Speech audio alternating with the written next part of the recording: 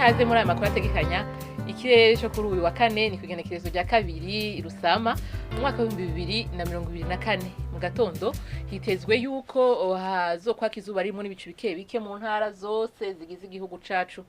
Azohakanya gusumba handi azoba ari mu ntara ya Kayanza, Igitega hamwe n'Ibururi.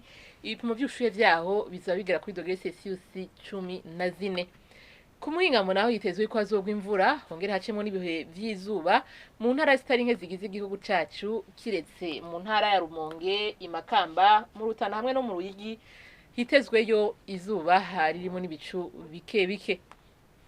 Ahazoba hashushe gusumba handi ni mu ntara ya Cibitoke. Ibipimo by'ubushuhe vyaho bizaba bigera kuri dogere Celsius 30. Ejo mu gatondo hitezwe yuko izuba rizoseruka igihe cy'isaha 12 zuzuye neza, rirenge igihe cy'isaha 12 ziburamo umunota umwe. Nuko rero ni hano amakuru ategekanya ikirere cyo kuri uyu wa kane agarukiye. Mwakoze mwese kuyakurikira naho utaha.